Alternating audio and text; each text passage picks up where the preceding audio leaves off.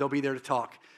Okay, we are going to just jump right back into, we're in a series right now called Believable, answering tough questions, where as pastors, we decided to pick 8 of the toughest questions we get asked, or even ones that we wrestle with ourselves, just to help you, because like some of you are struggling with doubt.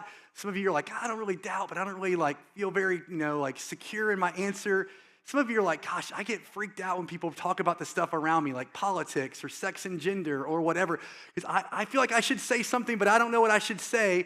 We want to try to help you with this series. And so we've talked about a bunch of these things already. Last week, Brian talked about politics, and it's a miracle anyone's still here. Like, this is great. Wow. I feel so proud of you for coming back. But seriously, we do hope this series has been helpful. Every one of these sermons, I feel like this crazy challenge, like there's no way we can talk about all of this, deal with all this, hit all the nuance and all the, so just, I apologize that these are sometimes it feels like we're not getting to everything. I mean, someone came up to me after the 9, they're like, what about this? I'm like, I know, but we only have so much time. So this week we are gonna try to answer the question, does Christianity shame people? Does Christianity shame people? And this one is I think, another kind of hard one, a difficult one. I trust God's going to help us with it. Shame is a subject that I have spent a lot of time over the last several years really studying, reading about, not just theoretically, but for my own self. And so I want to just say I feel overwhelmed at the task of trying to like hit this in a Sunday. I'm not going to be able to say everything, but I do hope I can help us. So let's just deal with this. Let's jump right in. This word shame is a word that I think in our current sort of like cultural moment, us here in America, we've got this real visceral response. Like if someone tries to make you feel ashamed about something, there's this like no way, no how. Like shame is all bad. It's all wrong. And so I want to just start by kind of dealing with that. And just to say that there is so much of that is a right reaction. There is a kind of shame that as Christians, we must reject. And that kind of shame is called toxic shame. There's a kind of shame that Christians must reject, toxic shame. So what is toxic shame? Well, toxic shame is the definition I found most helpful. It seeks to do 3 things. It seeks to devalue people or persons. It seeks to disgrace them. And it leaves them feeling unwanted. And so this is what toxic shame will do. It'll make someone feel disgraced, devalued, and ultimately unwanted. And it's something that Christians should reject. Why? Let me give you a few reasons. Firstly, here's a good one. Toxic shame is a tool of Satan. So as Christians, and not everyone in the room would be a follower of Jesus, I understand, but for those of us who are, when we see that this is something Satan does, it's usually like this is just pure old school Sunday school answer. We probably shouldn't do it if Satan's doing it, right? In the very beginning of the Bible, Genesis 2, Adam and Eve are in the garden, and they are naked, and they feel no shame. Now, I'm not asking you to literally imagine that, but figuratively imagine a world where there was no shame at all. Imagine that you had no shame one to another, like with other human beings, and more than that, in the presence of a holy God, you felt you could be totally vulnerable. Nothing to hide, nothing to pretend about. That's how the Bible starts. But it only lasts for a few moments because right away the innocence is gone when Adam and Eve, given to this temptation from the serpent, they sin. And a lot of the sin has to do with shame. They're fooled. They're led to doubt their relationship with God. They're shamed. They're led to believe that God doesn't really want them to be like him, that God doesn't really want them to be close to him, that they're not as important to God as they were led to believe. This is all the voice of shame. Right away, sin's first order of business is to make Adam and Eve go from unashamed to ashamed.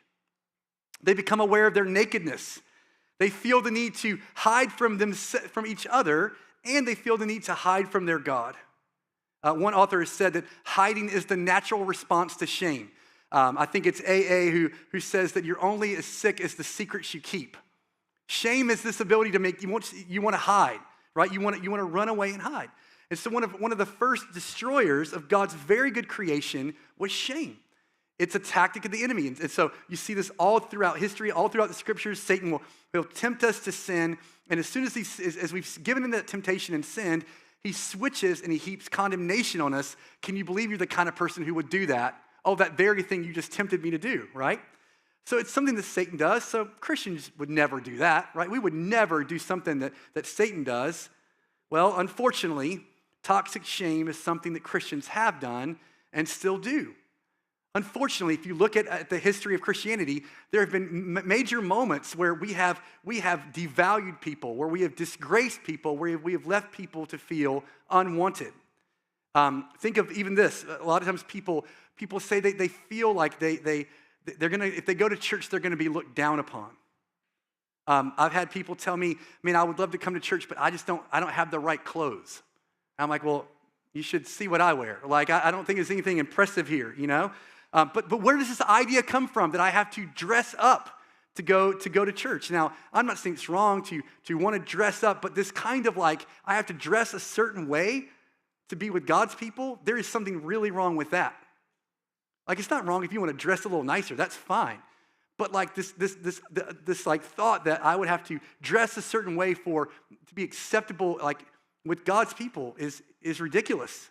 Other people would say, like, I just don't feel like I would fit in. I don't really have a lot of money. I'm like, what? Like, that's ridiculous. But there's this kind of like, this comes from somewhere. Somewhere along the way, people have been led to think that they're not really wanted in church if they don't dress a certain way, have a certain amount of money. Another one, people say, gosh, I would love to come. When I'm there, I just feel like I'm just not perfect. Like, I don't have my life together enough. I'm like, you know why we're in the room, right? Because we're so screwed up. God's only son had to die for us. Like, that's pretty much the whole reason we're here. This is not the way Jesus' church is supposed to be. In 1 Timothy 2, Paul addresses this, and James 2 gets addressed. Like, it just needs to be said. Like, this is not how Jesus' church was supposed to be. We are not supposed to make people feel disgraced, devalued, and unwanted, but unfortunately we have. Now, sometimes, just us, this is, again, some of the nuance here, right? It's just worth saying that sometimes Christians just living, holding out like the truths of Jesus, just living differently, sometimes that is misinterpreted as trying to shame people. Even if you're, as 1 Peter 3 says, you're trying to do so with gentleness and respect. So I just want to say sometimes people can twist it and say, you're shaming me, when actually maybe we're just trying to say, just being faithful to who Jesus has called us to be. And we'll get to that one in another sermon. But I want to just at least log, as someone who's a pastor, it's like I want to admit that we have been guilty of this. Christians have been guilty of this. And the culture in our current moment is really, it's quick to say that. Look how Christians are shaming people. Look how Christians are shaming people. And I can say, yeah, we've done our fair share of that. And now it's regrettable. It's terrible. And we should reject it. However, toxic shame is not just something that Christians do. Toxic shame is something that this culture we live in does, but like ruthlessly. This modern world we live in is vicious with the way it shames people. Only we don't, in America, call it shaming people. We call it canceling people. That's what we call it. Because what do we do when we cancel someone? Well, I think we definitely disgrace them. We definitely devalue them. We definitely seek to make them feel unwanted, right? We cancel people. That's what we call it. It's just another word for shame. We toxically shame people. You think of the horrific ways people are treated on social media. You think of all the ways in which our culture heaps shame on people. And so I can say as a pastor, man, I hate the ways that Christianity through the years has toxically shamed people, but I also just would point out that our culture that we live in has no moral high ground on this. And the results of all this are diabolical. Skyrocketing levels of anxiety, depression, eating disorders, addictions, suicide, and all the rest. All that to say that this subject, toxic shame, is something that is really detrimental and it's really dangerous. Toxic shame is really detrimental and it's really dangerous. It's a literal killer. It's serious. It's done a lot of harm. Now, some of you guys, a lot of you guys wouldn't have known me. Some of you knew me growing up, but a lot of you wouldn't have known me growing up. But toxic shame is something that has been a big part of my journey. I would say too, like as both a giver, I have been a shamer of people. And I look back over my history with real just pain and regret around that. But I've also received a lot of shame along the way. It's been a big part of my personal story. So I want to just be a little vulnerable with you for a moment just to help you. I think vulnerability begets vulnerability. And so me being vulnerable with you might cause you to be willing to be vulnerable with yourself. My family, I'll start off by just saying this. My family loved me a whole lot. My parents loved me, but my childhood was really hard. So I grew up very, very poor, and I could get into all the details on that, but it's just fair to say we grew up very poor. Additionally, there was a significant amount of drug addiction in the home I grew up in, significant amount of drug addiction. My dad spent a period of time as I was he went in when I was going from 8th grade into high school. He went to prison, federal prison. And I grew up in Moorhead. It was a much smaller town even back then than it is now. It's not a big town now, but it made the news and everybody knew about it. All the kids at school knew about it. And if all that wasn't enough, I struggled through middle school and high school with being overweight. So I'm just painting you the 30,000-foot view here. I'm really poor. There's a drug addiction in the home. My dad's in federal prison, and I'm overweight. Now, luckily, for me, the kids at Moorhead Middle and West Carteret were super empathetic and compassionate and kind, and would never have used any of that to be hurtful, right? Wrong. It was like being tortured every day going to school. I can vividly remember standing in line at the lunch line, West Carteret. I could probably even tell you what we were having for lunch that day, when this kid made a comment about my dad in prison. I can remember I just wanted to die. I was just so ashamed all the time. That little stupid phrase, sticks and stones may break my bones, but words will never hurt me. I can tell you, I would have rather been physically beaten over and over again than to have had said to me the things that were said to me along the way. Shame is something that, for me, I'm just giving you a little glimpse. I just want you to see it's a part of my story. It's not theory for me. This has been my real life, having to kind of work through this and deal with this. And if that's you, I would commend resources to you. There's this guy, Kurt Thompson, who's a Christian psychiatrist that writes about the intersection between interpersonal neurobiology and Christian spiritual formation. He's got a book, The Soul of Shame, which is a good place to start. There's a lot of good books out there, a lot of good resources. And if you want to talk more about that, just email us at the office or come grab us. I'd love to help point you in the right direction. Shame is powerful. It's left me fighting lies like I'll never be enough. That's one I think about all the time. Or I constantly feel like I'm disappointing everyone. Live with that sense pretty much nonstop. And another real kicker for me is I'm only wanted when I'm needed. That's probably the dominant lie I'm most tempted to believe. I'm being as vulnerable with you as I possibly can in this moment because, again, I think vulnerability begets vulnerability. I want you to see that shame is powerful and it's wicked and it's horrible. That's what's left me thinking all the time. I'm only wanted when I'm needed. Shame's left another friend of mine who's a veteran Army sniper fighting the lie that when he's weak, people he loves gets hurt. People who he loves gets hurt. It's left another friend of mine paralyzed by the very well-intentioned words of his dad ringing in his ears. His dad would always say, "Always do your best. Always do your best. Always do your best." Which, it sounds good. It's just impossible. No one can ever always do their best. But this friend of mine lived with this: I must always do my best. Nothing else is ever good enough. Another good friend of mine is terrified all the time that if she's not good, she won't be loved. She'll be cut off from relationships, so she has to be perfect. I don't know what shame would have done to you in the room, what lies it would have led you to believe, or what fights you're always fighting internally. I just know what it's done to me. I know it's done to some of my friends. I know it's terrible. And it's something that it's going to be a journey for you to get healing from, if that's you. And I'd love to point you in the right direction if you want. That's another subject for another time, another sermon. I just wanted you to hear me say, as we talk about shame this morning, that's not the kind of shame that we would ever be advocating for. It's wicked. It's horrible. Christians should reject it. And for all the reasons I've mentioned, but the biggest reason that Christians should reject it is because one of the things Jesus did was come to remove toxic shame. He's in a culture that's steeped with, you got to eat with all the right people, you got to keep all the rules, you got to do all the stuff. And Jesus, he broke all the rules. He ate with all the wrong people. He touched people who were deemed untouchable. He gave grace to people who had been disgraced. He called the unwanted to follow him. He gave value to the worthless. As we'll see at the end, he died in the most shameful way possible to take away our shame.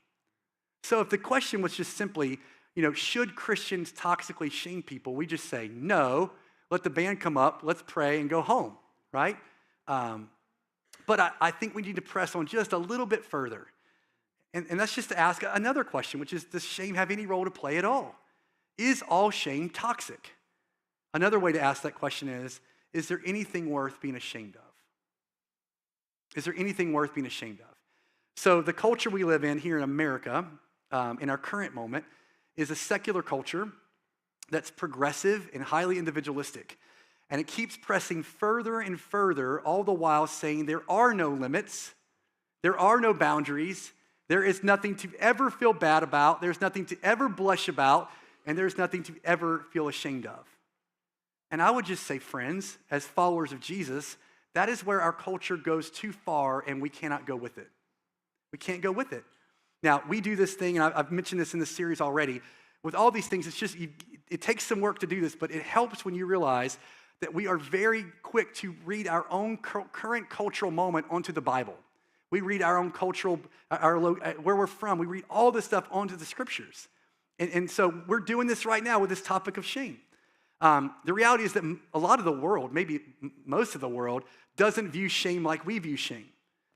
Modern Westerners have no tolerance for shame at all, but that's not true worldwide. It's certainly not true in the scriptures. So worldwide, we're living in this highly individualistic Western culture, but a lot of the world is living in collectivistic cultures. And so where we're kind of like individualistic, I'm my own island, to my own self be true. It's all about me. I pull myself over my bootstraps. You don't like me, I'm going to, cancel you out of my life. I do whatever I want, my way or the highway, your way, all that language, that's the water we swim in. A lot of the world lives in collectivistic cultures where what you do is seen to affect the whole. And so I'm concerned about what I do for myself, but I would be also concerned about how my actions would hurt you. I would be concerned about you for yourself, but also like what you do might affect us. There's a difference of understanding here where in our Western culture, shame is categorically bad. Randolph Richards has written really brilliant on this. He's got this book called Misreading Scripture with Individualistic Eyes, which is very helpful. But he talks about how we struggle in Western kind of American culture because we've only got one word for shame and we think all shame is bad shame. But other languages around the world, other cultures, they've got the ability to differentiate between different kinds of shame. You think of our friends and like that we just talked with from the Ukraine. There would be a very different understanding about this here. We think of our friends Nate and Emily who've spent years in Kurdistan and working in the Middle East. It'd be very different understanding here. These collectivistic cultures, they see that there's some positive benefits to shame that might lead to virtuous behavior. Let me give you an example. If I thought about having an affair on my wife, collectivistic cultures would say there's a kind of shame that's helpful because it would kick in maybe on the way for me to go have that affair where I go, what if I got caught? The shame I would feel, the reproach I would feel of potentially being caught in an affair, that might rescue me from having that affair. And if I added onto that the role I play in this church, and the role I get to play in our community, and I think, gosh, man, like shame kicks in and goes, there's like a positive aspect of shame that would keep me, could be a thing that could keep me from acting on temptation. Richard says about this, he says that what we're missing in our culture here in America is just any kind of positive shame at all. We're missing it. And so we want to deal with how toxic shame has been terrible, but friends, we also need to say maybe there's some benefit to some kind of shame. And the Bible does that, by the way. It's not just other cultures around the world. The Bible doesn't just reject toxic shame. The Bible actually utilizes positive shame. In the Old Testament, one commentator shows us there's 10 different words that occur nearly 300 times to convey various different aspects of shame. Now again, the Bible's never going to make someone feel devalued, disgraced, or unwanted, but the Bible does leverage shame in a positive way. The New Testament does the same thing. The Bible's written in cultures to people that believed that their actions didn't just affect them, but they had corporate ramifications. We already talked about Adam and Eve. Their sin broke creation. That's how the story starts. Jonah's sin almost drowns the whole crew. David's sin leads the nation to being punished. Peter's hypocrisy leads to others being led into hypocrisy. And so this is at odds with our highly individualistic, kind of progressive, secular culture that keeps telling us there's nothing to be ashamed about, there's no good use for shame. The Bible steps in and goes, hang on, shame actually can be helpful. In fact, Daniel, we read in Daniel 9, Daniel says this, he prays, to us, O Lord, belongs open shame. He embraces it because we have sinned against you. He embraces it. So this is all throughout the Bible. It's not just the Old Testament, it's in the New Testament.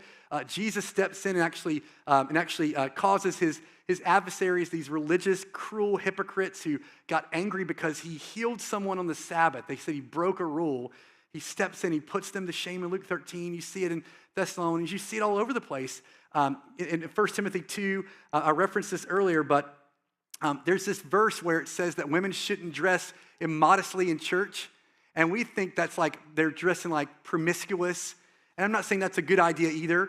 I'm just saying that's not really what the context is. That's not really what was going on here. These were women who had in their church who would dress like to the nines. They'd put on all the jewelry they had. They would wear everything they had, really with the intent to make some people feel less valuable. And Paul steps in and says, absolutely not. This is ridiculous, right? So we can see that like this should have no place in Christianity, but it does. And there's this positive use for shame that Paul will then sometimes leverage to help draw us back. And so what I want to help you see here is that toxic shame is dangerous, but so is living shamelessly. Toxic shame is dangerous, but so is living shamelessly. So is living without shame. And that's what I think we're most on the verge of. Like, we have such a distaste for any kind of shame at all that I'm worried we overswing the pendulum and we just embrace living shamelessly.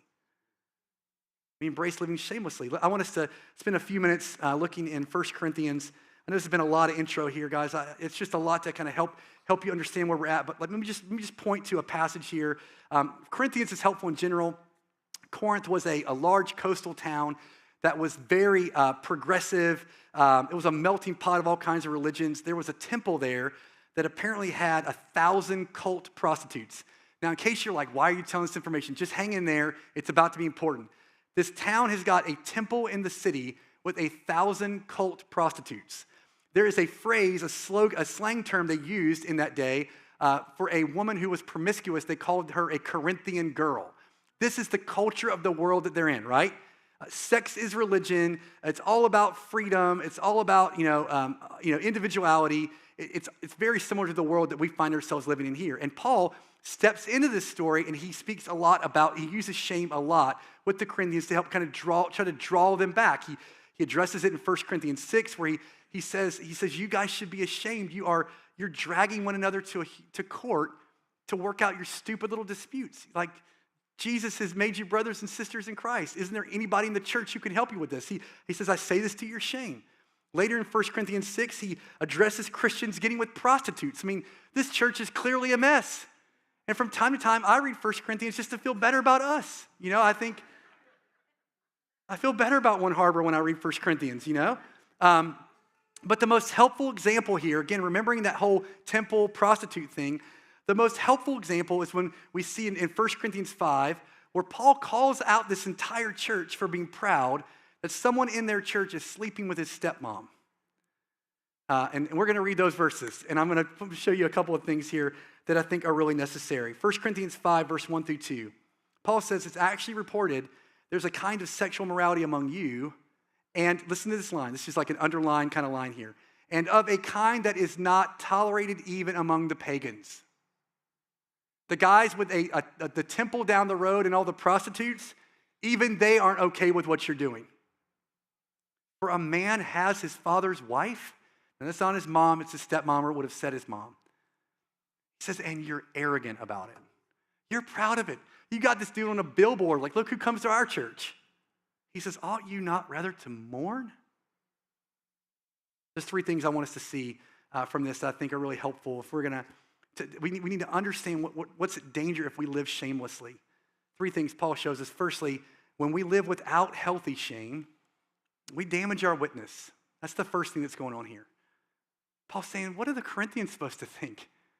What are the Corinthians supposed to think? He's like, how can you be proud of this? Now, we live still in a pretty conservative part of the world, but there are places that are far more progressive than us. And there's like, sort of stereotypical. We think of like San Francisco and cities like that, Las Vegas or whatever. Imagine you're in this place, a city where prostitution is legalized and there's all kinds of just like, sexual morality is like a big thing. It's like a battle cry for the city. We know places like this. Imagine our little church gets dropped right in the middle of one of those neighborhoods in one of those cities somewhere in the world, okay? And imagine that we're doing something in this church that is making that community feel uncomfortable. I mean, that's what's going on here.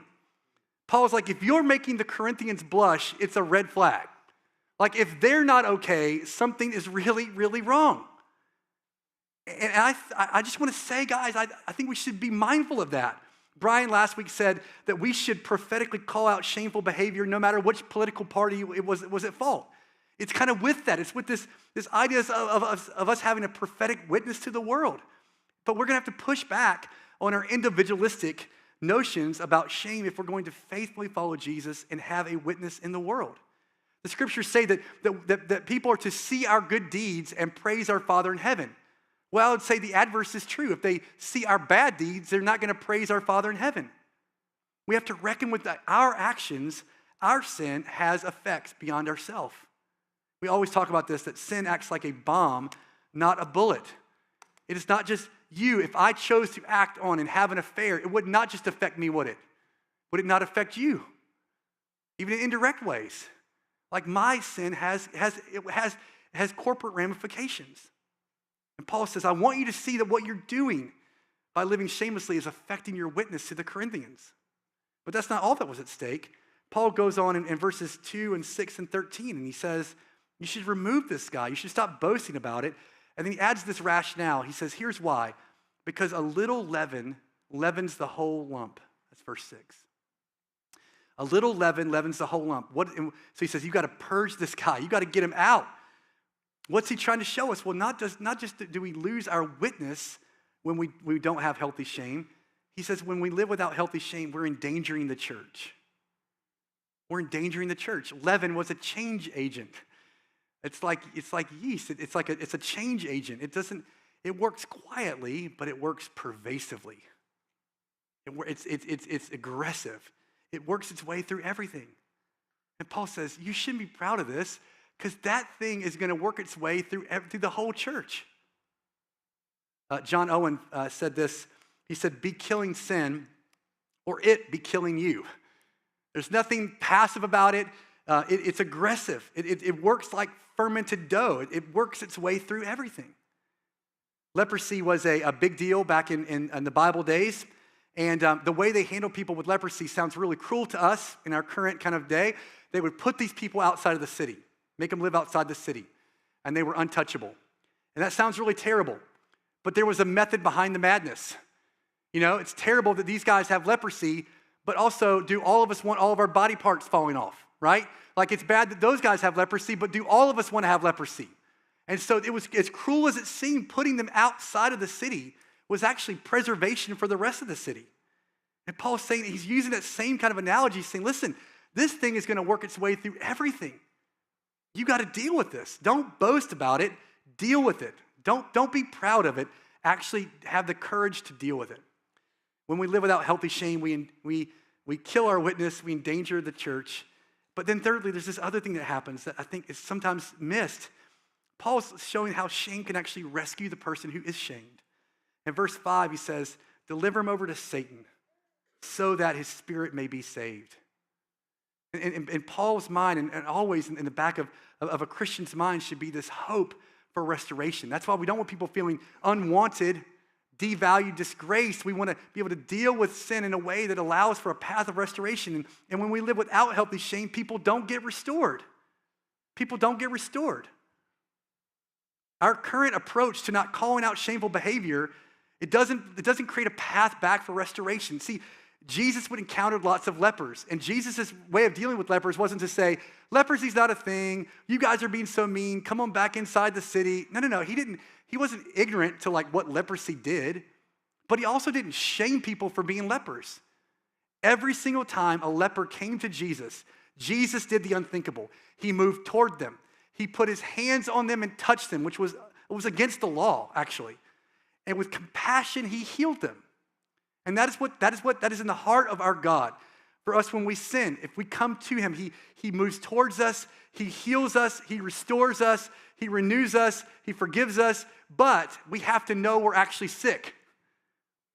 We have to know we're actually sick. And so, while I'm so sorry for the ways that Christianity has negatively shamed people, the answer cannot be what our culture is doing, which is to suggest that there is nothing to be ashamed of, that we should live shamelessly, that we should never admit wrong, that we should refuse to accept responsibility for our actions, that we should never admit our own guilt. Friends, to live that way, to live shamelessly is dangerous. To be proud of behavior that hurts other people, to be proud of dishonoring God is wrong. Now, I'll just point us to some of the last words in this letter that Paul gives in 1 Corinthians 15. He tells this church, don't be deceived. Your culture in Corinth wants to deceive you. Don't let it. He says, bad company will ruin good morals. Wake up from your drunken stupor, as is right, and do not go on sinning. For some have no knowledge of God. I say this to your shame. Some have no knowledge of God. Why does he bring that up? He's trying to help them see that to live like this and to actually know who Jesus is, like, that doesn't make sense. Why? And that's because, friends, because of what Jesus did, he was shamed to take away our shame. Jesus was shamed to take away our shame. So for us to just go along with shameful behavior doesn't make any sense because look what Jesus did. To understand this, really, we need some help. Because we're not from the Ukraine and we're not from other parts of the world. Most of us are from right here in America. A lot of us from like right here. And so this thing of shame is kind of like we just don't understand it. So let me just try to help you just one more time. This guy, David Williams, he's an Australian missiologist. He asked a really good question. He said, when your conscience speaks to you, think about this. There's two voices he gives. When your conscience speaks to you, that's middle of the night or first thing in the morning, you're brushing your teeth or daydreaming while you're driving or whatever. When your conscience speaks to you, what does it sound like? And he gives you two options. Does it sound like an inner lawyer or does it sound like an inner grandma? I don't mean any disrespect to the grandmas. We love you. We're so glad you're here. This would never be any of you, I know, but this is a helpful little illustration, okay? So when you think about your inner conscience, is it the lawyer or the grandma? How would you know? Well, the lawyer is obsessed with guilt. Okay, so it's you're guilty, you're wrong, like what you did was wrong, right? So it's like there's a guilt thing, and in America we think a lot about guilt and innocence. She's guilty, he's guilty. Court systems, it's all about innocence, right? Guilt and innocence. Innocent until proven guilty. I mean, we're all like we understand guilt and innocence, and what that means is when we come to the gospel, we usually see it through the framework of I'm guilty, Jesus makes me innocent, which is totally true. It's totally true. I mean, Jesus makes us innocent. In the sacrificial system in the Old Testament that pointed to what Jesus was going to do, they had this animal that was killed, this innocent animal that would be slain, this lamb that was slain, so that people could no longer be guilty, so they could be innocent. So yes, absolutely, right? But there's another voice, grandma's voice, right? And grandma's voice, he says, goes like this: what would people think? You can't go out in that. How would you look them in the face again? You should be ashamed, right? And this one writer adds this. He says, if you look at the world through the guilt and innocence framework, like we do here in America, it is very possible to miss the emphasis on shame in the crucifixion of Jesus. All we see is guilt, innocence, guilt, innocence. And he says, but being stripped naked and being spat on doesn't hurt you. It's not dealing with guilt and innocence. He says it shames. The Bible writers knew a lot about shame, not just guilt. They knew a lot about shame. And in this system of atonement, for our sin, this Old Testament system of dealing with our sin, it wasn't just an innocent animal was killed to take away their guilt. There was another animal that we read about in Leviticus 16, where they would take a goat and they would, everybody, the whole village would get around this goat and they would put their hands on this goat. This is a strange analogy, I know. It's a real story. And they would confess all of their sins as they were touching this animal. And then we're going to kill him. They were going to chase him out of the city together, so he goes and dies alone in the wilderness. And that goat is where we get our modern day term scapegoat. It was an animal that they would transfer, their guilt had been dealt with, but they still felt guilty. They were innocent, but they still felt ashamed, right? They had been forgiven, but they still dealt with the reproach. And God didn't just care about making them innocent, God also wanted to deal with their shame. And so this innocent animal was killed, but then this other innocent animal they would confess all of their shame on him, and they would chase him out so that he would go and die alone in the wilderness, an outcast. And the Bible writers knew this well, and they picked up on this, and you see it in places like Hebrews 13, where the writer of Hebrews tells us that Jesus also, he didn't just die for our sin, Jesus suffered outside the gate. The Bible writers knew what was going on here. They knew that Jesus wasn't just this sacrificial lamb. He wasn't just the propitiation, the payment for our sin, that he was also the expiation for our sin. He was also the one who took away our shame, not just our guilt, but also our shame. The Gospels go out of their way to tell us these things that we can miss because we're just looking for guilt and innocence. But the Bible tells us that he was mocked. He was spit on. He was surrounded by criminals. He was forsaken by his friends. His own friends denied even knowing him. The gospel includes for us that he was stripped naked and he was hung naked in front of his own mom and his friends and the whole watching world. Humiliated, willingly humiliated for us. Stripped to clothe us. Jesus not just dealing with our guilt, but also dealing with our shame. Friends, a lot of times you're worried coming to Jesus, like, oh, he's going to expose me, And sure, there is an exposing that comes when you come to a holy God and say, okay, like, here's who I really am. Take me for who I am. There's an exposing. But the Bible says he already knows who you really are. He already sees everything about you. The only place in the Bible where we read that Jesus actually goes out of his way to publicly shame is in Colossians 2:15. Where he disarms the rulers and authorities against us and he puts them to open shame and he triumphs over them. The only place where Jesus goes out of his way to publicly shame, to devalue, to discredit, to disgrace, he does that to our enemies. He welcomes us, he clothes us, he restores us, he redeems us, he heals us, he forgives us, he takes away our shame. As the band comes up, if you're here or you're watching this and you're not yet a follower of Jesus, I am so sorry. If I'm sure there have been people along the way who have tried to help you and tried to point you to Jesus, or maybe in good will, maybe in bad will, I don't know, that have toxically shamed you. I don't know the ways in which I pray that you would get healing from that. I'm so sorry for that. But I also want to add that, man, there's like the way forward here is not to live shamelessly. It's to come to Jesus. He's the only path of restoration. If you feel devalued, Jesus gave his life for you. If you feel disgraced, Jesus says he gives grace.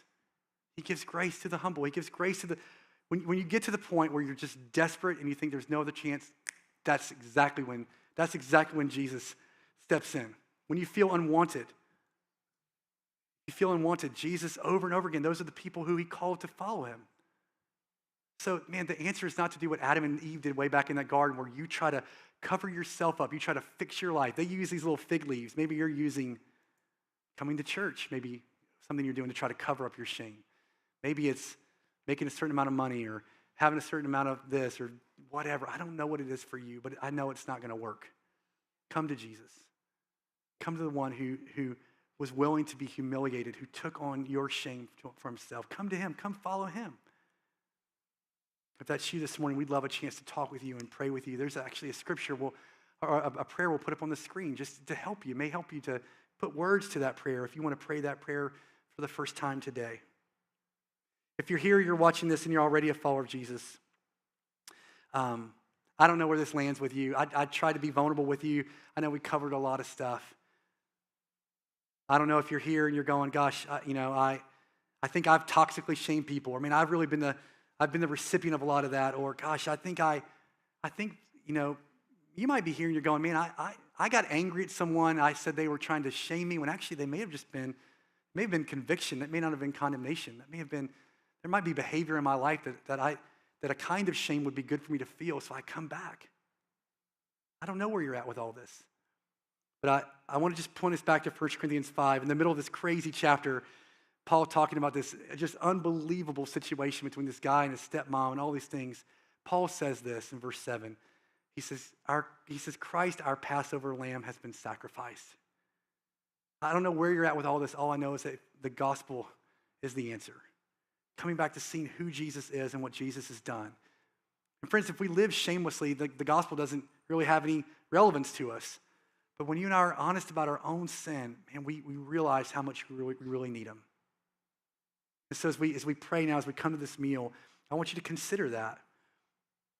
And Jesus, we think about all the ways in which shame might have been wielded in this room, things that were hurtful and harmful, and maybe there are people in the room who feel haunted by words that were said, things that were done to them. Maybe they feel haunted by things they said or things they did. They feel always a sense of, man, if people knew, nobody would want to really. I'm sure all of us feel that. See how powerful shame is, how it wants to push us away from one another, it wants us to push us away from you. Some of us in this room have been led to kind of go along with this cultural idea that there's nothing to be ashamed of, and we've given ourselves to behavior that is wrong. It hurts others, it dishonors you, it's sin. And this morning, actually, there's a kind of shame that you want to draw us back. The same way that prodigal son just got to the end of himself. He got and realized the shameful situation he was in, and it led him back to his father's house. I don't know where we're at this morning, but Jesus, I just thank you that, Lord, you are with us. Your desire is to restore us, heal us, forgive us, and to take away our shame. So we think back to that first couple where shame first entered the world in that garden. Think of how they must have felt, trembling, no doubt. This little outfit of fig leaves they managed to put together to try to cover everything up, try to make it all better. And you stepped in and you made a promise. You made a promise to that broken couple that one day you would send a son who would stomp on that serpent's head. He would take away all of this. You would make it all better.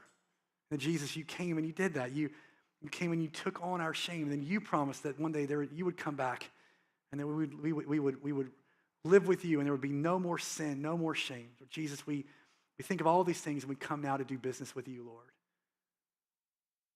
Think that we reckon with the fact that your real presence is with us. Jesus, you're with us right now.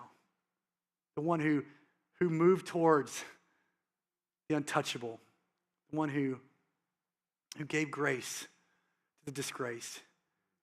Jesus, we thank you that you're with us now.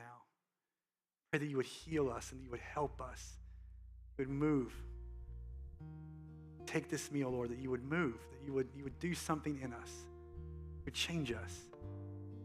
In Jesus' name, amen. Guys, we're going to take communion now. There's going to be some wonderful volunteers that are going to come up. Let us know how to get to that. But if you would stand with me, please.